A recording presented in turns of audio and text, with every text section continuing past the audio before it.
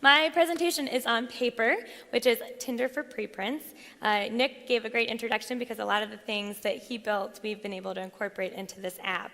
So this is a joint effort between myself, Nick, and Jeff Leek, who's a professor at Hopkins, and it was done through their data science lab, which is a relatively new group that was started up over there, where they've been doing a lot of really cool, shiny development, among other things like puppets. So what is Tinder? So who here is familiar with Tinder?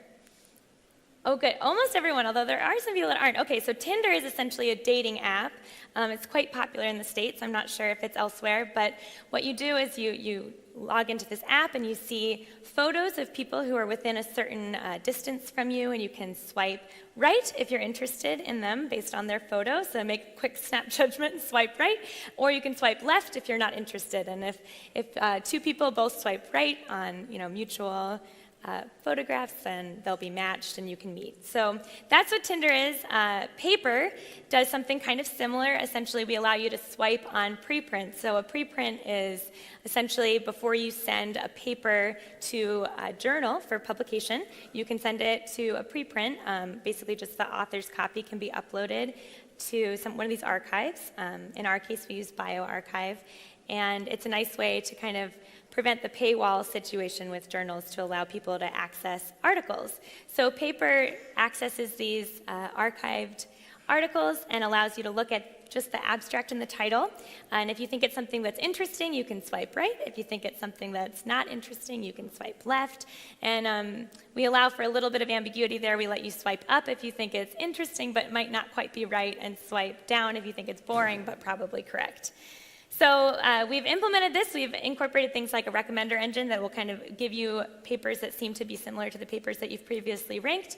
And then we've also implemented a bit of a social network where you can see other people on Twitter who have used our app and input their Twitter credentials and then can have liked similar papers to you. So the history, this is a history via tweets of how this all started. Last October, Jeff Leek put out a tweet saying, "I built a Tinder for academic preprints." And so I obviously was very interested in what this was. So I immediately went to look at it.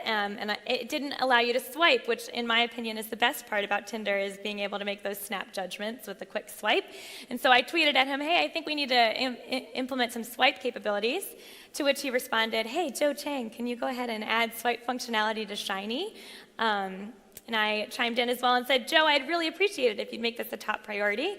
It turned out Joe did not respond in the 30 minutes I gave him to make it a top priority, so I looped in my friend Nick, who just gave a great presentation on ShinySense, who's a bit of a JavaScript wizard, and said, "Hey, Nick, how about you help me do this?" And so Nick readily agreed. We had a cube meeting at 3, and by 5:30 we had submitted a pull request to Jeff's initial package, and we were able to implement swiping. So since then, this started in October. We've been working on this app for the past 8 months, and then just about 3 weeks ago we did our first big release of it, which went relatively well. So in the past 3 weeks, we've had over 13,000 sessions, people log on. We've had 1,800 unique logons, and so we allow you to log in with Google if you're interested in being able to log in more than once. And then we've had over 450 provide Twitter credentials to be able to utilize the social network aspect of it. So those numbers are relatively large for just 3 weeks, but I think a lot of it has to do with what I like to refer to as the Jeff Leek effect.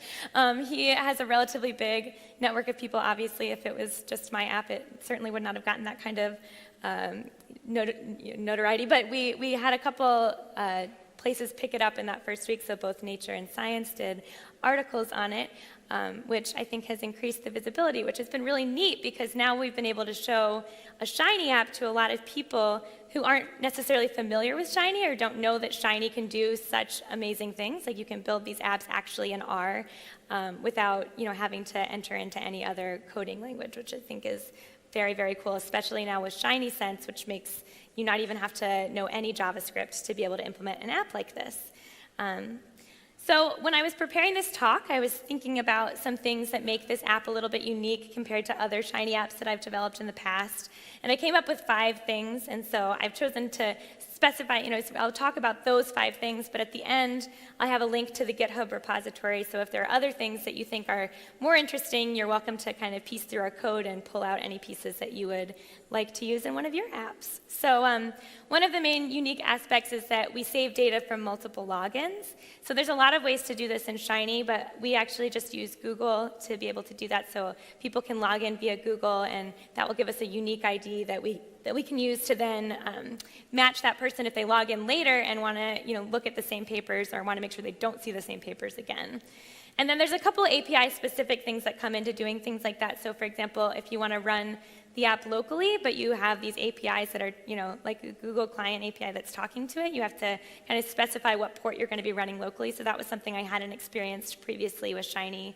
And similarly, saving API credentials and things like this. So a lot of our packages that allow you to talk to APIs are really quite nice. And they essentially, if you call a function that needs you to sign in to any kind of credentialing, it'll basically open a browser and just let you sign in interactively. But of course, that doesn't work when it's a Shiny app. And so you have to save your credentials along the way. So I'll briefly show you how to do that. And then incorporating tactile input, so using the great Shiny sense that Nick just spoke about. I'll show you a little bit how to do that kind of thing. And then finally, creating a recommender engine. So this is something that I'm certainly not an expert in, and we did not do it necessarily in the most glamorous way. So it's a pretty janky recommender engine, but it has a lot of potential and probably will be the first thing we're updating in the next iteration. So I'll show you what we've done, and then maybe I can hear some suggestions if people have better ways that we could do it. So here's the link to the app, jhubiostatistics.shinyapps.io/paper. Feel free to go to it now. If you think my talk is boring, you can swipe through some papers along the way, and you can kind of see how it all works. But I'll step through and kind of show some images of it in the meantime. So if you log on, this is the first page that you'll see. It's essentially where you can set your profile. We allow you to log in with Google. You can give us your name and your Twitter handle if you're interested in the social media aspect.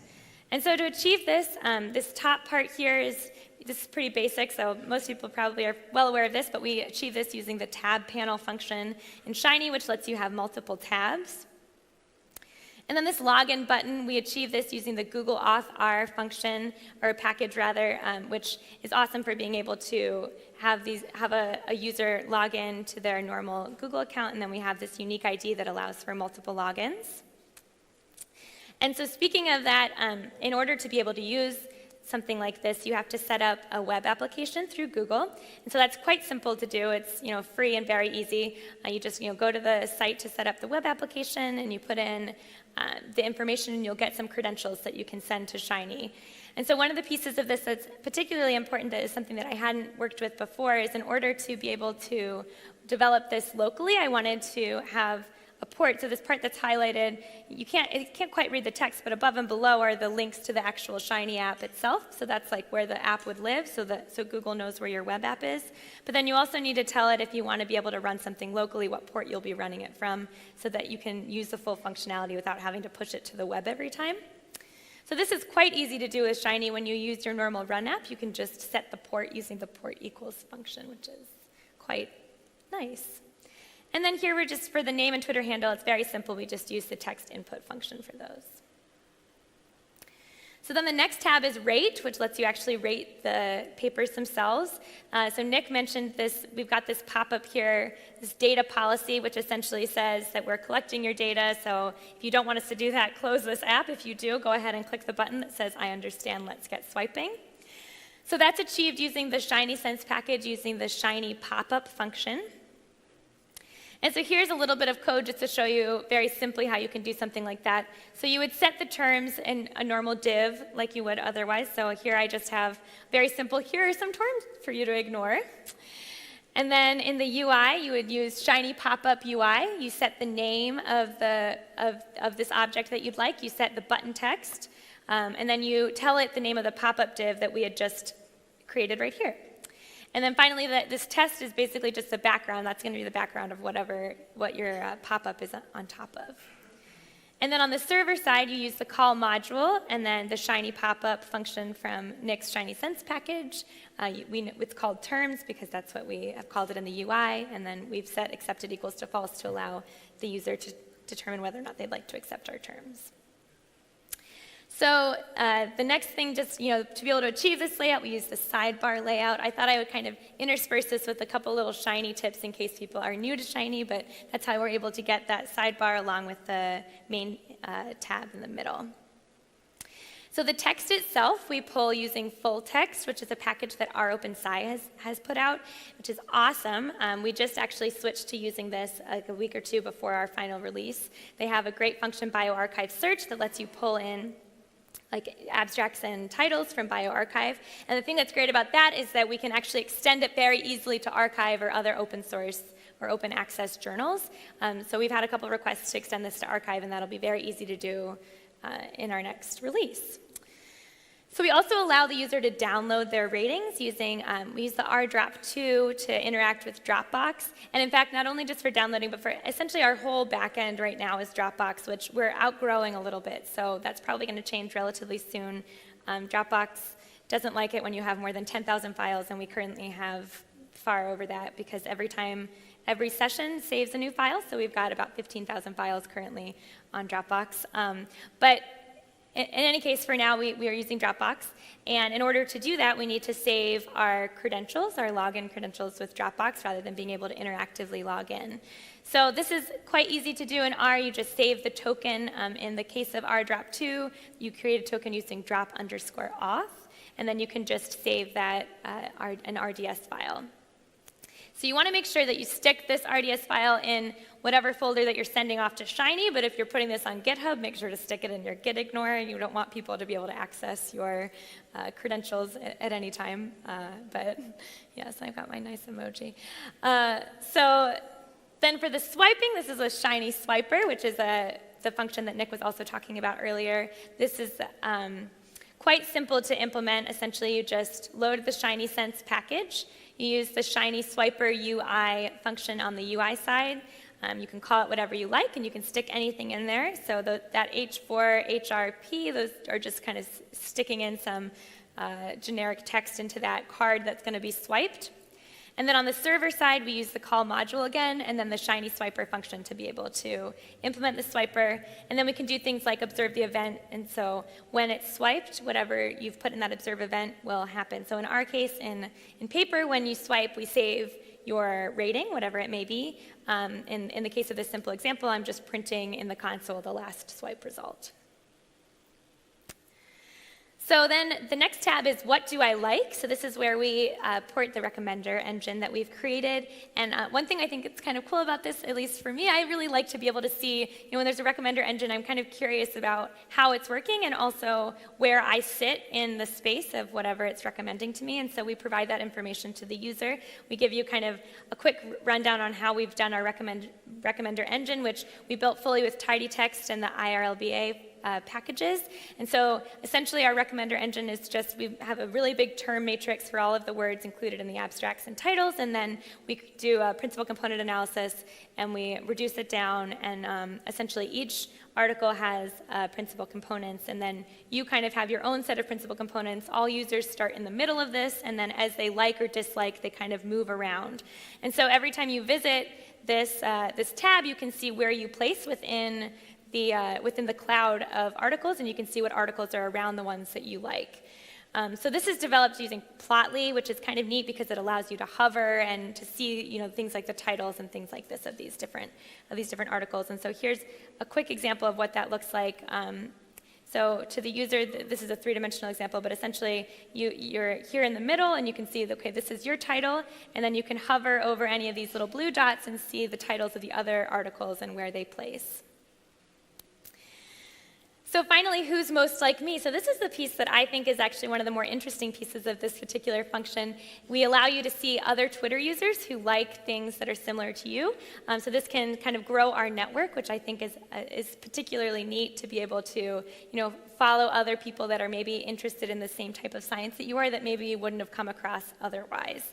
So we give you a ranking of the top 5 people. We use the recommender engine essentially a similar, using the same principal components. We see who is the closest in that principal component space to you, and we report those top 5, and you can click on these little buttons and go ahead and follow them quite easily.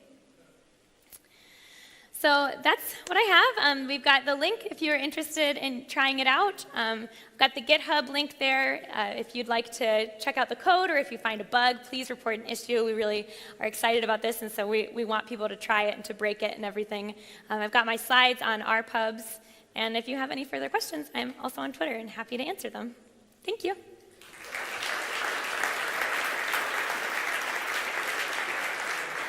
Thank you, Lucy. Do you have any question? Okay, there. A microphone there. Do you have a microphone? Maybe, I don't know if... Okay. Was I considering, I'm sorry, can you say? Oh, Dropbox. Yes, so this is something that's a little bit outside of my wheelhouse, which is why it has not yet been replaced. But we've been discussing trying to just put it up on, like, maybe have a small server that could host a database that we would essentially just populate this large database. But the reason it hasn't been implemented yet is I am not familiar with how to do that from R, although I know it's very possible. So if you have suggestions... Google Fire? Fireplace. Okay, yeah. Great, that's a great suggestion. Thank you. Do you have another question?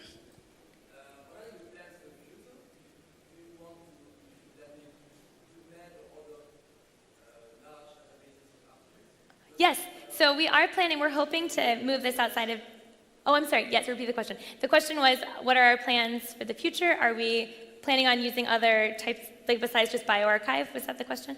Yes, so we are hoping to, in the near future, definitely extend it to archive.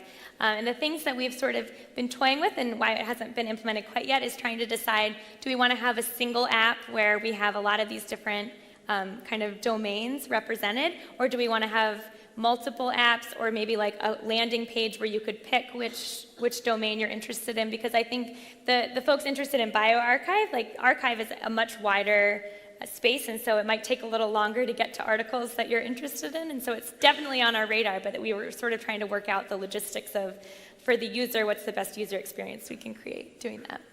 Yeah. Thank you again.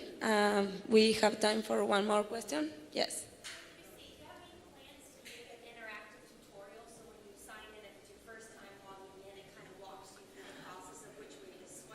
Oh, that's a great idea. Yeah, that's a really good idea. We hadn't talked about doing that, but that's a really good idea. The question was if we had any plans to make an interactive tutorial so that you could, when you log on, if it's your first time, you can maybe click something to see, like, this is how you swipe and things like that. And it's a really good idea. We currently just have a help page, which I didn't actually highlight because it's not super interesting, but it basically just says you can swipe left or swipe right, and it describes kind of our terms in a little more details. But it would be cool to have an interactive. That's a really good idea, Anne. Thank you.